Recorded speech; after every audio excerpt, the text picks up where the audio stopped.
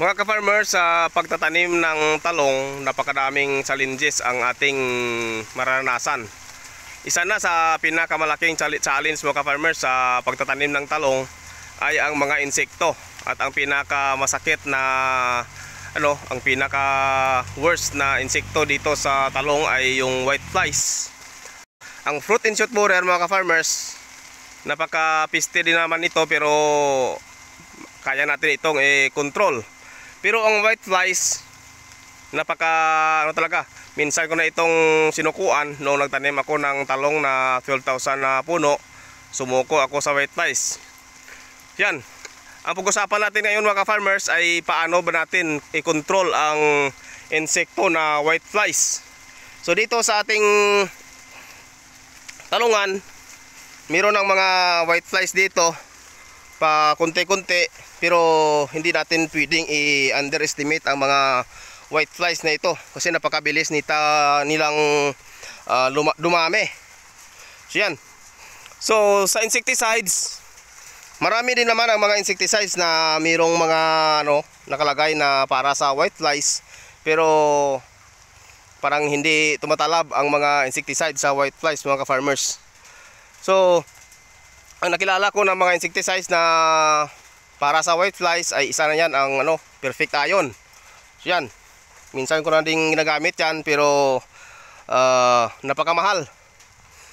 Ang gagawin natin mga ka-farmers kapag kung gusto natin na hindi mapasok ng white flies ang ating taniman ay prevention talaga. Kailangan panatilihin natin na malinis ang ating taniman.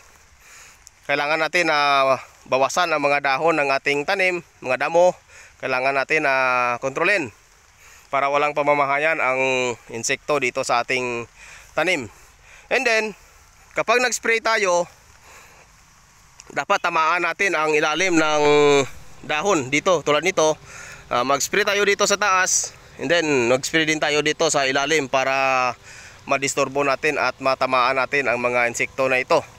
Maliliit lang ito mga insekto na ito mga ka-farmers, pero napaka mapinsala nito.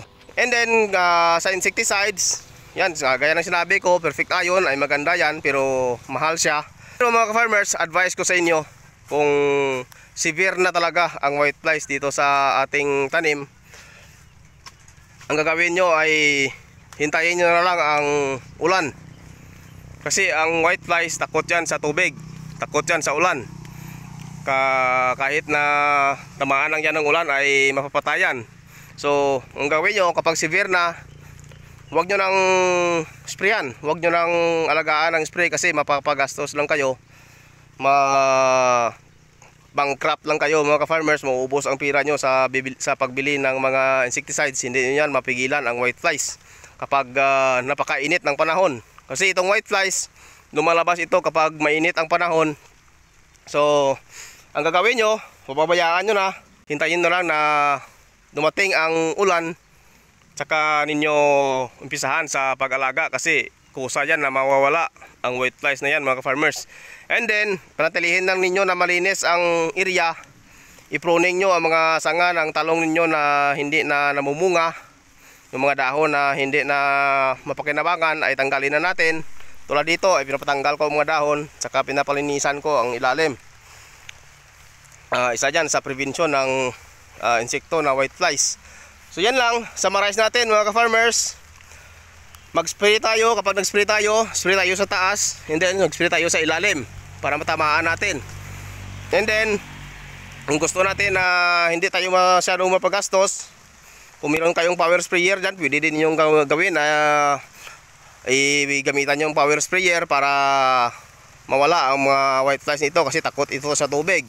And then kapag severe na, kapag malala na ang infestation ng white flies, pabayaan nyo na. Hintayin nyo na lang na dumating ang malakas na ulan kasi kapag lumalakas ang ulan ay namamatay o nawawala itong mga insekto na ito. So yan, sana nakatulong itong video natin mga ka-farmers. Isa ito sa tips sa inyo para hindi na kayo higit na sa mga baguhan dyan. Alam ko marami ang eksperto dito na maggugulay na nagtatanim ng talong. At sana i-share nyo din ang karanasan nyo sa pagkontrol ng insektong ito. Yan lang, kapag severe na, huwag nyo lang alagaan sa pag-spray kasi mauubos lang ang pira nyo. Hintayin nyo na lang ang ulan mga ka-farmers kasi kusa lang na mawawala itong mga insektong ito.